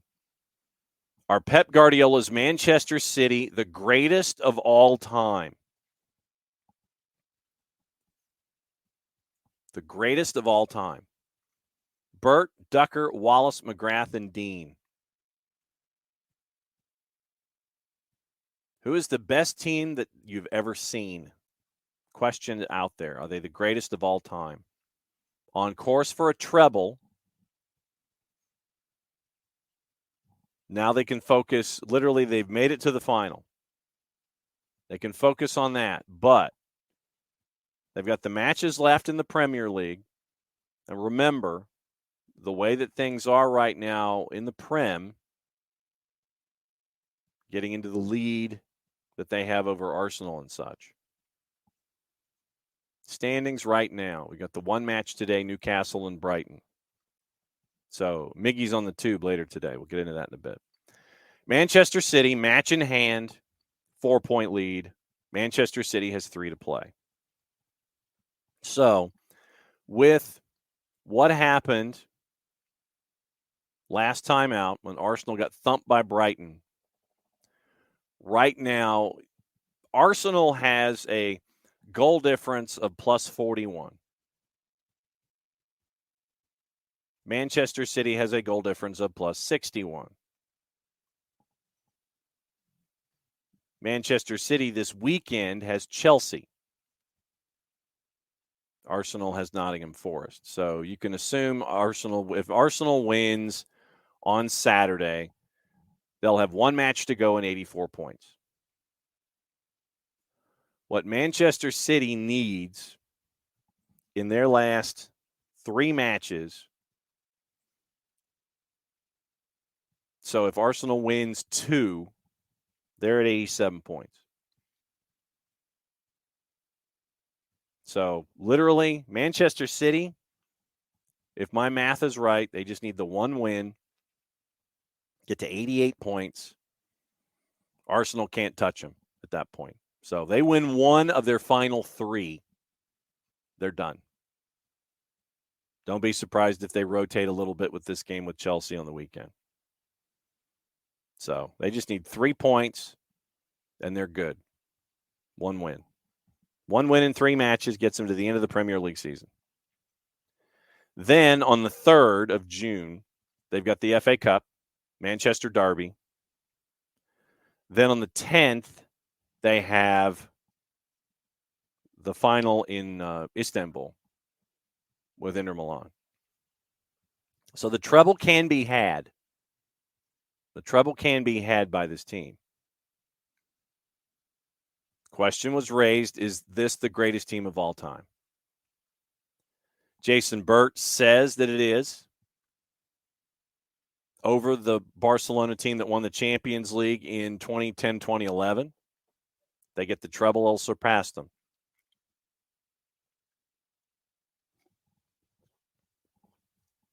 Sam Wallace says it's late 80s AC Milan.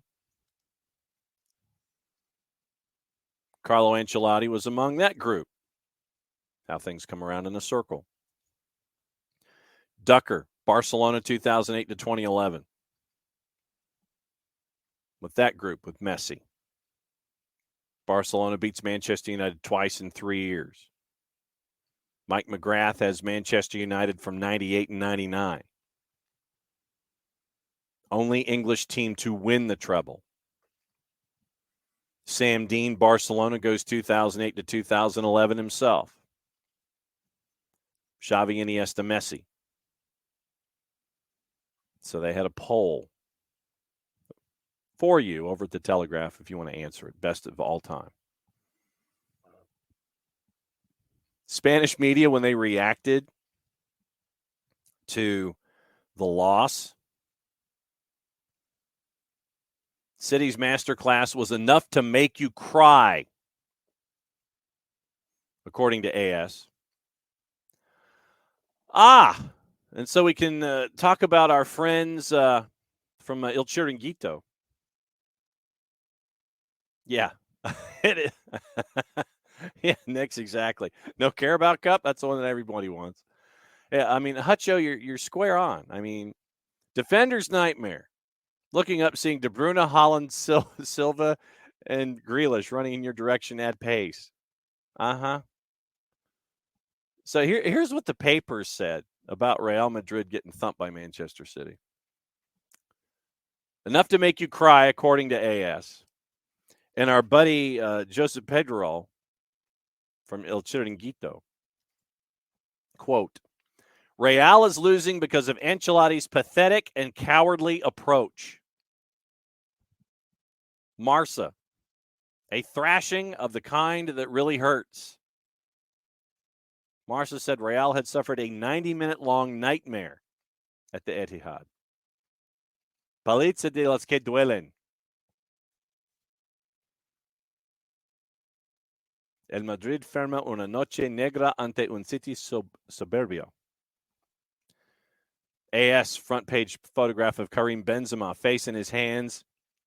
El País chief sports writer Jose Samano described the night in Manchester as an earthquake for Real. Quote, what I cannot forgive is the impression Real have given in defeat, said Tomas Roncero, chief Real Madrid correspondent for AS. Madrid were beaten 4-0, and you have to be thanking Courtois. It wasn't by more. Guillaume Balaguer. Few teams in the history of the game have reached this level. What a display of order, quality, accuracy, intensity, physicality, pressure, high tempo, belief, bravery, anger, greediness. They want more. Balaguer says, few teams in the history of the game have reached this level. The thing is, they have been there for ages, but those that only look at the result might start saying that of Pep's City now that they are heading to a second Champions League final. Guillaume Balaguer. Asked about his future at Real Madrid. Really? Sure. Asked about his future at Real Madrid. Ancelotti said afterwards there was no doubt and that club president Florentino Perez had signaled his support for the coach. But Predrag Mijatovic, who won La Liga and Champions League during his spell at the club, said, quote, I believe that we can clearly speak of a cycle that has ended, end quote. Like many other pundits, Mijatovic suggested Carlo Ancelotti's time was up.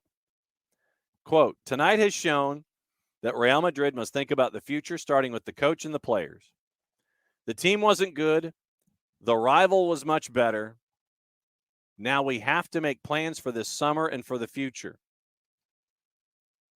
The Montenegrin forward said Real needed replacement forwards and fullbacks, but said Luka Modric and Toni Kroos, both substituted in the second half, should still play a role next season. That's what you're dealing with right now if you're in Madrid. Ricky, we don't need to do that. Ancelotti's cemented he'll leave when he wants to leave. I think he's earned that. I mean, when you look at, all right, so now we're going down the Real Madrid roster rabbit hole here. The ages of the dudes, that's what I'm staring at. Yes, accept all cookies. Yes, 4-0, knocked out of the Champions League. Mm-hmm. So you look at the squad. Courtois and Lunin Courtois is 30. He'll be 31. So Courtois is 30. Carvajal, 30. Eder Militao was born in 98. So January of 98. So that's 25. So Militao is 25. Alaba, Vallejo, Nacho, Odriozola, Lucas, Rudiger. So Rudiger is 30.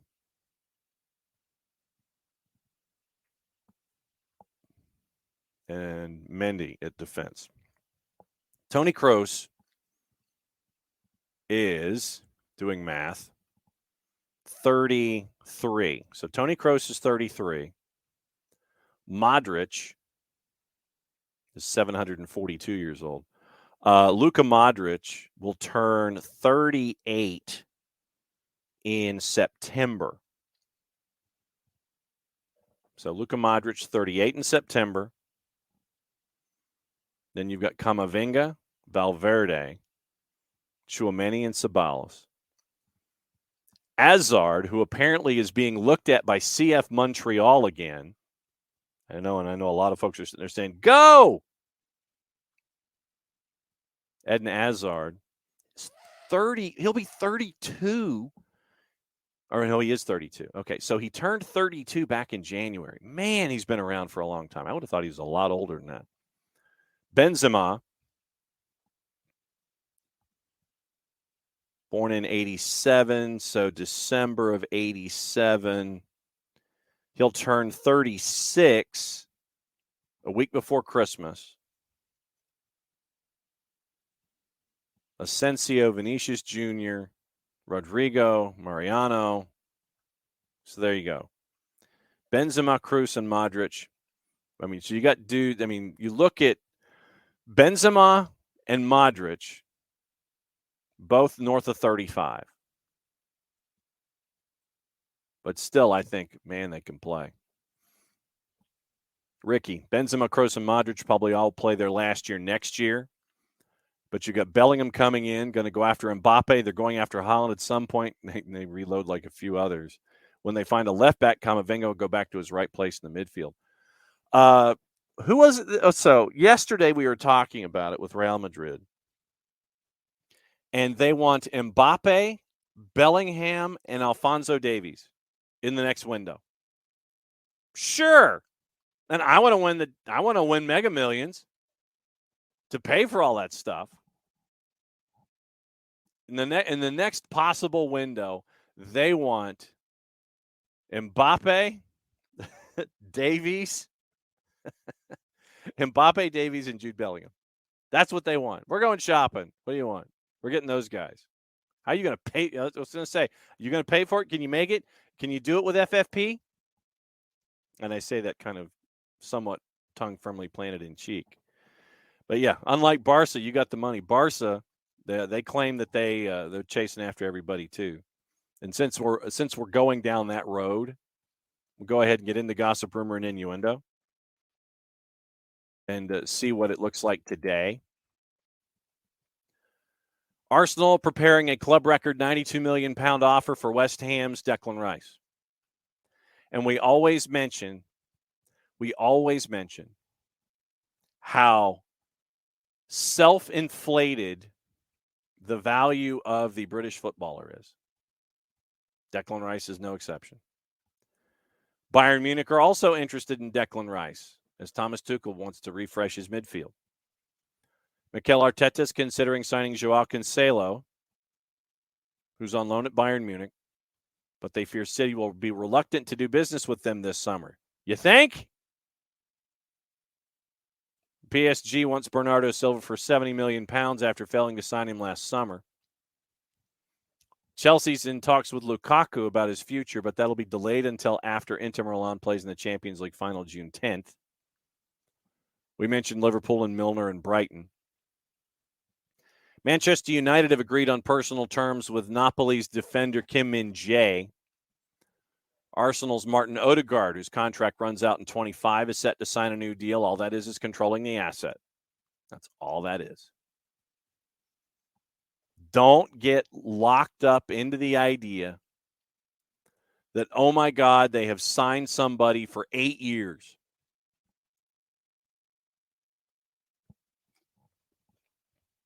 Don't get locked up into that idea.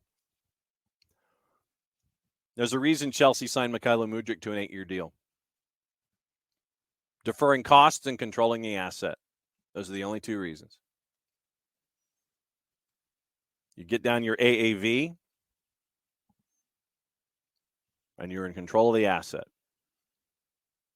You sign Martin Odegaard to another couple of years. You sign him to maybe 2 more. You've got him until 2027. You can do whatever you want with him. Bayer Leverkusen Xabi Alonso says he'll still be in charge next year despite being linked with the Tottenham vacancy. He said he didn't want it yesterday. Arsenal midfielder Albert Sambi Lokonga could be moving to Burnley to play under Vincent Kompany, who coached him at Anderlecht. That would be interesting. Crystal Palace's Wilf Zaha is considering staying at Selhurst Park. They're looking to possibly pay him £200,000 a week to stay. Barcelona is going to make a fresh attempt to sign Real Sociedad midfielder Martin Zubimendi this summer after Arsenal failed with a £53 million bid in January.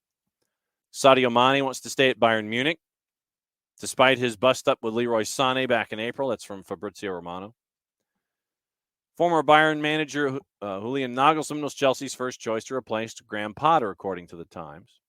Nice, who are owned by Sir Jim Ratcliffe and the Ineos Group, have met with Potter to discuss appointing him manager. Interesting. Nantes want Patrick Vieira if they avoid relegation. Swansea City manager Russell Martin is one of the candidates to take over at Southampton. And Barcelona director of football Matteo Alemany, we talked about it yesterday on the show, set to stay after changing his mind on a move to Villa. But once again, that's from the 4-letter paper. Take the information, obviously, at your own peril. Always take the information at your own peril when it comes to those kinds of things. Getting into the papers, and if there's anything else that we have missed this morning when it comes to any and all of the papers and the matchups and all that kind of stuff, obviously we'll get into what you can watch today as you go. You know, you look at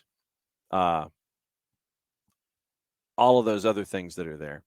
So on the tube today, when it comes to all of the papers and everything, you've got stuff to watch.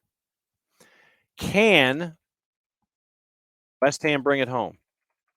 They're in the second leg with AZ Alkmaar and your friend and mine, Georgi Mihailovic. Can they keep the lead and bring it home? That's the question. 2:30 today, Newcastle and Brighton on USA. It's also on Peacock if you have it. Light schedule today. Mexican Liga MX semis, Guadalajara and Club America. That's on a little after 10 o'clock on Telemundo and Universo. ESPN Plus has your promotion playoff at 3 o'clock with Sheffield Wednesday, Peterborough United. So it's Posh and John Harkes. They're going at it at 3 o'clock. USL League 1 tonight, forward Madison and Northern Colorado. That's at 8. Europa League, Europa Conference League. Get into the juice boxes associated with that. Staring at Europa League. This is just for the matchup today. Bayer Leverkusen favored at home against Roma at a plus 108. 90-minute draws a plus 233. Roma's a plus 290. Sevilla hosting Juve is a favorite at home at a plus 143. Draws a plus 224, and Juve is a plus 218. Europa Conference League, which is what we were getting into with West Ham.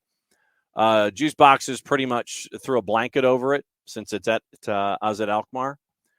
Basically, both sides hovering around plus 125 or 165. Your draws a plus 233. Basel at home, big underdog to Fiorentina. Fiorentina's a minus 167. Your draws a plus 320. Basel is a plus 424. So that's the key there. Can West Ham shut the door and make it to a Europa Conference League final? Because then there's the thought that David Moyes might actually stay as manager for West Ham. If they make it and if they come back with a trophy, you could have David Moyes staying as manager in the Premier League if that goes down. So it's a very, very busy day for them. Sunderland is confident in signing Job Bellingham, the younger brother of Jude, to a deal. Confident of making that switch. Remember yesterday, Coventry City is going to play Luton Town in the $300 million match. And winner of that one gets into the Premier League. And so, of course, Coventry City beats Sunderland. Sunderland's thinking of sacking Tony Mowbray because that's the way to go about things. That's definitely the way to go about it. You don't lose in a promotion playoff, so we're going to sack our manager. Xabi Alonso has confirmed he's staying at Leverkusen. Russell Martin's a contender at Southampton. Magda Eriksson is leaving the Chelsea women's side. We mentioned Joe Bellingham. Joe, by the way, is 17. And they feel that Job can improve under first-team coach Mike Dodds, who was credited with Jude's rise as a player when they were both at Birmingham City. So they're seeing if they can get Magic to strike twice and bring in Job Bellingham.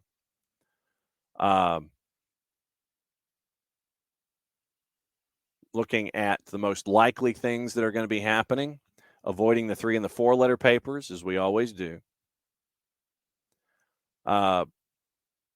Barcelona making a fresh attempt to sign Zubamendi after Arsenal failed. Tammy Abraham has admitted he's unsure what the future will hold after rumors of a summer transfer from Roma. We mentioned Kim Min-jae.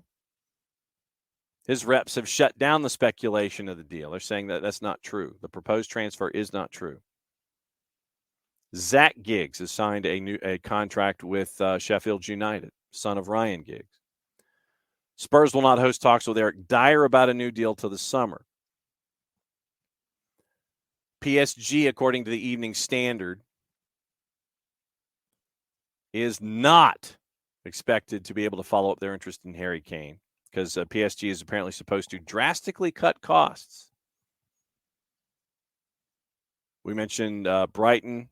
It looks like they're set to sign Mahmoud Daoud amid the threat of Caicedo or Alexis leaving. And obviously Chelsea is now not going to proceed in their interest with Ivan Toney because of the suspension. Guardian, Chelsea close to kickstarting the multi-club project by buying a stake in Strasbourg. Deal would be a major boost for Bowley Clearlake, who've been looking for suitable clubs to purchase since last summer. Just go ahead and buy them all. Go ahead and buy them all. From The Athletic, Gabriel Martinelli will miss the remainder of the season after suffering ankle ligament damage during Arsenal's 3-0 defeat to Brighton. And Bielsa says he did not need convincing to return to management with the Uruguayan national team, but played down his status in the game because he has not managed with a big club. And he also mentioned in his welcoming press conference, one of the reasons that he took the job in Uruguay was because of the hospitality that he saw and the kindness that he saw when he was taking a commuter train in Uruguay. So he told a story, and that was one of the reasons why. Let's see, what else do we have? We mentioned Paul Tierney, who's in front of the Manchester Derby FA Cup final. Manchester United takeover saga could remain unresolved till the end of the Premier League season. Glazers still undecided on various contenders after 6 months. Graham Souness not returning to Ibrox as Rangers sporting director. Ryan Kent closing in on a deal to sign for Fenerbahce in the summer window. Ange Postecoglou will make Aberdeen sweat, according to the Daily Record, until the summer over the prospect of landing Liam Scales on a permanent deal. 2 Premier League clubs reportedly interested in signing former Rangers midfielder Lassana Coulibaly. And Rangers are closing in on a deal for Jose Cifuentes from LAFC. keep an eye on that. Manchester United want to hijack their move for keeper Jack Butland. So that's gossip, rumor, innuendo, things left unsaid, and all of that stuff. So that is your Thursday show. Later today on the network, we're going to catch up with our friends down at Jacksonville USL, and we will find out about the Super League announcement, what it means down there, how everything else is going as they are trying to get everything online for USL Championship and now for USL Super League. So USLS, USLC, both heading to Jacksonville. We'll have that conversation up on the network later on this afternoon. So very, very busy day across the board. Hope you've enjoyed it. Hope you've recovered. Hot Show, that's what we're all about. Gossip, rumor, innuendo, and things left unsaid. We'll be back at it tomorrow. And tomorrow, once again, because of the week being what it is, it's a very, very busy day tomorrow. Quickly. 9 o'clock, we get you into the news of the morning. 9:30, our friends from Beyond Goals Mentoring. 10 o'clock, your weekend whip round. Jason should be dropping by for a visit before he heads to Chicago to call the match on the weekend with Mike. Also, we'll be piecing together our our NPSL show with our friends from all over the league and give you Game of the Week. NPSL show will be released. The NPSL Southeast Conference show will be released in Friday afternoon. Also, Thursdays with Nika will be on Friday afternoon, later in the afternoon. And also on the network, we got Atlanta United 2 and Orlando City B. That is on the network on Friday night. I'll have that call for you. Game will be being played at Osceola County Stadium, so we'll have the call for you here on the network. We'll be on about 10 minutes beforehand with the pregame show, and we'll give you OCB and Atlanta United 2 on Friday. So very, very busy Friday. Thanks for hanging out with us on a Thursday. We'll be back at it again 9:05 tomorrow for everybody here at SDH. Big win for Atlanta United. MLS continues to be crazy. Don't ever send any juice boxes on it unless you really don't want the juice boxes that you have in your fridge to be with you either there or in your cupboard anymore. Back at it again to preview the weekend tomorrow morning, 9:05 for everybody here at SDH. Thanks for hanging out with us. I'm just John. I'm going to go get some caffeine. We'll be back at it again tomorrow. Thanks for hanging out as you always do and being a part of the SDH family. We'll do it again tomorrow into the show. That means I get to do this.